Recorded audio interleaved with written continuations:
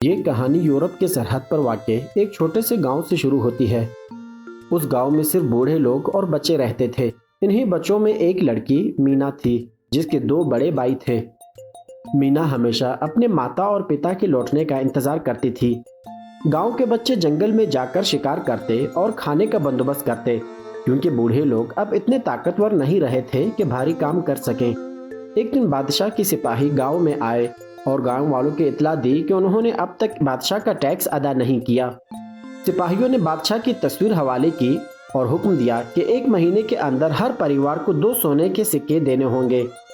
یہ سن کر گاؤں کے ایک بزرگ کو بہت غصہ آیا۔ اس نے سپاہیوں سے کہا کہ بادشاہ پچھلے 4 سالوں سے گاؤں کے تمام نوجوانوں اور مہیلاؤں کو قید کر کے زبردستی ان سے کپڑے بنوا رہا ہے تاکہ ٹیکس وصول کیا جا سکے۔ اب گاؤں والوں کے پاس کچھ نہیں بچا۔ ان کے بچے جنگلوں میں اپنی ماتا اور پتا کے بغیر بھٹکتے پھرتے ہیں، زندگی کی جنگ لڑتے رہتے ہیں۔ سپاہیوں نے بزرگ کی باتوں پر ہنسی اڑائی اور کہا کہ وہ اگلی بہار میں واپس آئیں گے۔ اگر تب تک کسی نے ٹیکس ادا نہ کیا تو ان کا گھر جلا دیا جائے گا اور ان کے بچوں کو اٹھا لیا جائے گا۔ یہ سن کر مینا کے دادا بہت پریشان ہو گئے۔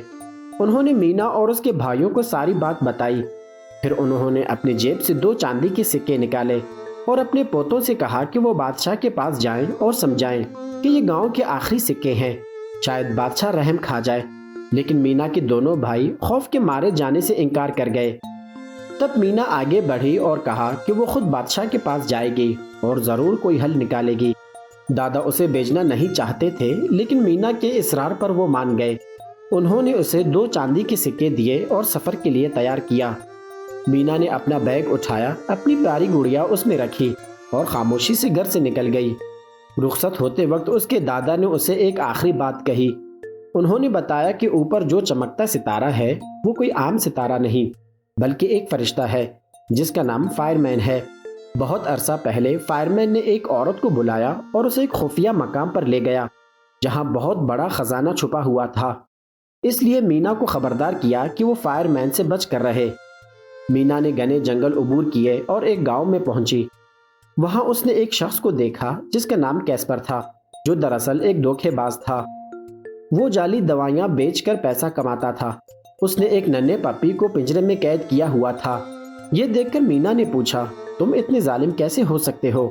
کیسپر نے جواب دیا، اگر مینا پپی کو آزاد کرانا چاہتی ہے تو اسے کچھ رقم دینی ہوگی۔ جیسے ہی مینا نے اپنا سکے والا تھیلا کھولا، کیسپر نے ترنت ہی اسے چھین لیا۔ مینا نے اسے روکا اور کہا کہ یہ سکے خرچ نہیں کر سکتی کیونکہ یہ بادشاہ کے لیے ہیں۔ تب کیسپر نے ایک اور تجویز دی، اگر مینا اس کے ساتھ ایک کھیل جیت گئی تو وہ نہ صرف سکے واپس کرے گا بلکہ پپی کو بھی آزاد کر دے گا، لیکن اگر وہ ہار گئی تو یہ سکے اس کے ہو جائیں گے۔ کیسپر نے 3 کپس اٹھائے اور ایک بیج کو اس کپ کے نیچے چھپا دیا۔ پھر اس نے کپس کو گھمایا اور مینا سے پوچھا کہ بیج کہاں ہے، لیکن مینا بہت چالاک تھی۔ اس نے ترنت ہی درست کپ پہچان لیا۔ جیسا طے ہوا تھا، کیسپر نے اسے سکے واپس کر دیے اور پپی کو بھی اس کے حوالے کر دیا۔ مینا نے پنجرا کھولا اور پپی کو آزاد کر دیا۔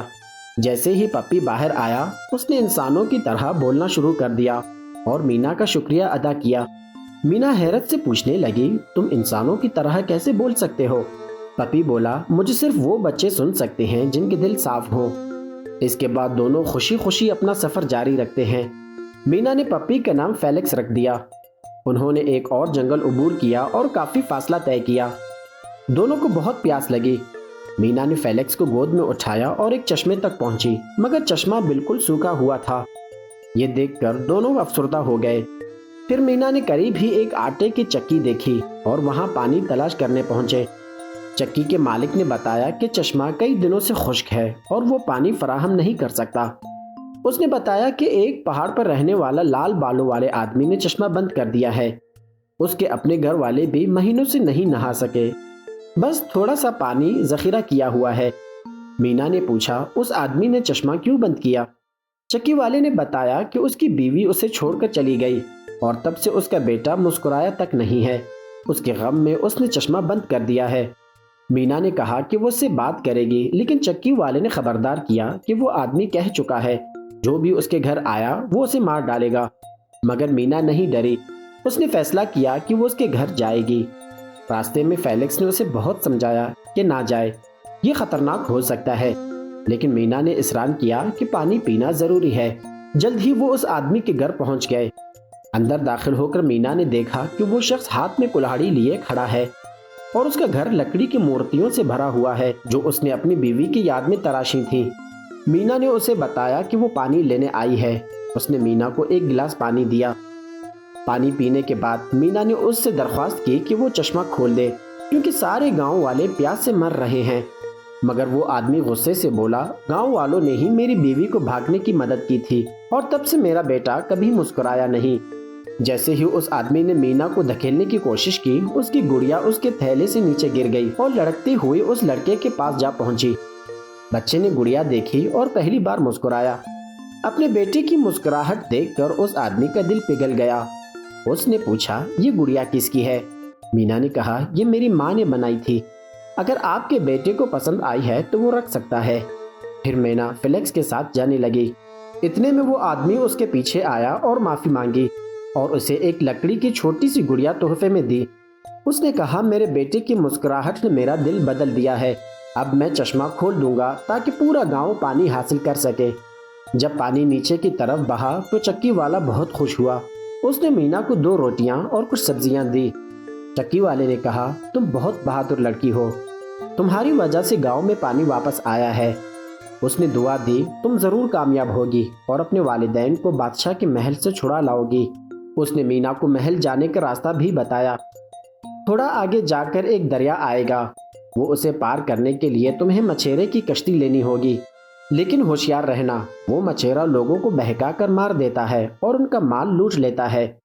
مینا مچھیرے کے پاس گئی اور کہا، اسے بادشاہ کے محل جانا ہے اور دریا پار کرنا ہے۔ مچھیرا بولا، ایک تانبے کا سکہ دینا ہوگا۔ مینا کے پاس پیسے نہیں تھے تو اس نے اس لال بالوں والے آدمی کی دی ہوئی لکڑی کی گڑیا دے دی۔ مچھیرا اس کے گلے سے لاکٹ بھی جھپٹ کر لے گیا، لیکن جب مچھیرا گڑیا کو دیکھتا ہے تو حیران رہ جاتا ہے۔ وہ مان جاتا ہے کہ اسے دریا پار کر دے گا۔ راستے میں مچھیرا کہنے لگا، یہ دریا کبھی مچھلیوں سے بھرا ہوا تھا اور بادشاہ کو پورا ٹیکس دیتی تھی، لیکن ایک دن تمام مچھلیاں غائب ہو گئیں اور تب سے لوگ غربت میں جی رہے ہیں۔ کچھ دیر بعد وہ دریا کے اس پار پہنچے۔ مچھیرا ایک مہیلا کے پاس گیا اور اسے وہ لکڑی کی گڑیا دکھائی۔ اس عورت کا نام تھا میریانا۔ میریانا نے مینا سے پوچھا، تمہیں یہ گڑیا کہاں سے ملی؟ مینا نے ساری بات بتائی کہ لال بالوں والے آدمی کا بیٹا مسکراتا نہیں تھا اور اس نے اسے اپنی گڑیا دے دی۔ پھر اس آدمی نے اسے یہ لکڑی کی گڑیا دی۔ یہ سن کر میریانا جذباتی ہو گئی۔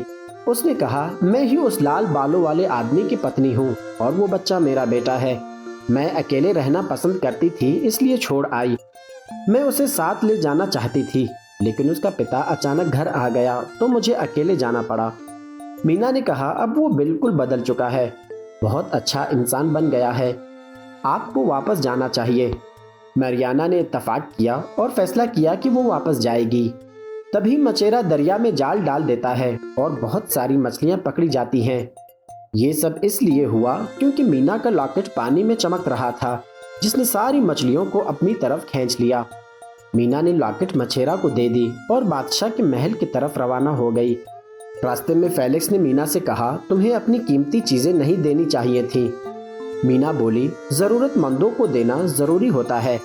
تب فیلکس نے ایک راز بتایا، میں پہلے ایک جیب کترا تھا، ایک دن غلطی سے ایک چڑیل کے گھر سے چوری کر لی، اس نے غصے میں مجھے کتا بنا دیا۔ جلد ہی وہ محل پہنچ گئے۔ مینا نے دروازے پر کھڑے سپاہی سے اندر جانے کو کہا لیکن اس نے انکار کر دیا اور مینا کو دھکے دے کر ہٹا دیا۔ تبھی مینا نے کیسپر کو دیکھا۔ کیسپر نے کہا، میں تمہیں محل کے اندر لے جا سکتا ہوں لیکن بدلے میں تمہیں یہ پپی دینا ہوگا۔ مینا نے انکار کیا، تم اسے پھر سے قید میں رکھو گے، لیکن فیلکس کے درخواست پر مینا مان گئی۔ کیسپر نے اسے ایک گھوڑا گاڑی میں چھپا کر محل کے اندر پہنچا دیا۔ محل میں مینا نے ملکہ کو دیکھا جو اپنی شکار سے واپس آئی تھی۔ جیسے ہی وہ گھوڑے سے اتری اس کا ایک دستانہ گر گیا۔ مینا دوڑی اور دستانہ اٹھا کر اسے واپس دیا۔ ملکہ خوش ہوئی اور پوچھا، تمہارا نام کیا ہے؟ مینا بولی، میں ایک غریب گاؤں سے آئی ہوں اور گاؤں کے سب بننے والے لوگوں کو آزاد کروانا چاہتی ہوں۔ ملکہ بولی، اگر وہ چلے گئے تو کپڑے کون بنائے گا؟ مینا نے فریاد کی، میں بہت دور سے اکیلے آئی ہوں، مجھے بادشاہ سے ایک بار ملنے دیجیے۔ ملکہ مان گئی اور اسے بادشاہ کے پاس لے گئی، جو کئی اقسام کے کھانا کھا رہا تھا۔ مینا نے 2 چاندی کے سکے بادشاہ کے سامنے رکھ دیے اور کہا، یہ ہمارے گاؤں والے کے پاس ہے ٹیکس دینے کے لیے، اور برائے کرم میرے ماتا اور پتا کو آزاد کر دیجیے، وہ 4 سال سے قید میں ہیں۔ یہ سن کر بادشاہ نے وزیر کو بلایا اور پوچھا، گاؤں والے اب تک کتنا مقروض ہیں؟ وزیر نے جواب دیا، اتنا کہ انہیں مزید 10 سال کام کرنا ہوگا، مطلب وہ کبھی واپس جا نہیں سکتے۔ یہ سن کر مینا کو غصہ آ گیا۔ اس نے کہا، آپ اچھے بادشاہ نہیں ہیں۔ اچھا بادشاہ اپنے لوگوں سے محبت کرتا ہے، صرف دولت سے نہیں۔ بادشاہ غصے میں آ گیا اور بولا، اگر تم سورج غروب ہونے سے پہلے اپنے ماتا اور پتا کو ڈھونڈ لو تو میں سب کو آزاد کر دوں گا، اگر ناکام ہو گئی تو سب بننے والے ہمیشہ کے لیے غلام بن جائیں گے۔ مینا نے ترنت ہی تلاش شروع کر دی۔ ملکہ نے اس سے کہا کہ چرخے کی آوازوں کے پیچھے جانا، تب ہی وہ بننے والوں لوگوں تک پہنچ سکو گی۔ مینا محل میں ادھر ادھر بھٹکنے لگی۔ اس نے ایک مہیلا کو دیکھا جس کا دھاگا نیچے گر گیا۔ مینا اس کے پیچھے گئی اور ایک زیر زمین تہخانے تک پہنچی، جہاں سب بننے والے کام کر رہے تھے۔ مینا نے ماتا اور پتا کو ڈھونڈنے کی کوشش کی، لیکن وہ ان کے چہرے بھول چکی تھی۔ اس نے ایک محافظ سے پوچھا، میرے ماتا اور پتا یہاں کام کرتے ہیں؟ محافظ نے کہا، ایسے کسی نام کے لوگ یہاں نہیں ہیں۔ مایوس ہو کر مینا خالی ہاتھ واپس لوٹ آئی۔ اب تک اندھیرا چھا چکا تھا اور مینا شرط ہار چکی تھی۔ روتے ہوئے وہ محل سے نکل گئی۔ جنگل میں اسے ایک روتی ہوئی لڑکی ملی جس کے کپڑے جھاڑیوں سے پھٹ چکے تھے۔ مینا نے رحم دل بن کر اسے اپنے گرم کپڑے دے دیے اور آگے بڑھ گئی۔ ایک جگہ وہ گر گئی اور اس نے آسمان کی طرف دیکھا، جہاں وہ چمکتا ستارہ تھا جس کا دادا نے ذکر کیا تھا۔ اچانک سونے کے سکے آسمان سے برسنے لگے۔ یہ اس لیے ہوا کیونکہ مینا نے اپنی ساری ضروری چیزیں دوسروں کی خوشی کے لیے دے دی تھی۔ مینا نے سب سکے ایک بوری میں جمع کیے اور بادشاہ کے پاس گئی۔ اس نے کہا، اب سب گاؤں والوں کو آزاد کر دو۔ سکے دیکھ کر بادشاہ نے سب کو رہا کر دیا اور خود اس جنگل میں چلا گیا جہاں ستارے نے مینا کو سونا دیا تھا، لیکن کچھ سپاہی اسے پاگل سمجھ کر قید میں لے گئے۔ اس کے بعد مینا نے فیلکس کو آزاد کیا اور اپنے والدین اور گاؤں والوں کے ساتھ واپس اپنے گاؤں چلی گئی۔ اس طرح اس مووی کی کہانی یہیں پہ ختم ہو جاتی ہے۔ اگر آپ کو میری محنت سے ذرا بھی خوشی محسوس ہوئی یا فائدہ ہوا تو برائے کرم میرے اس چھوٹے سے چینل کو سبسکرائب کیجیے گا۔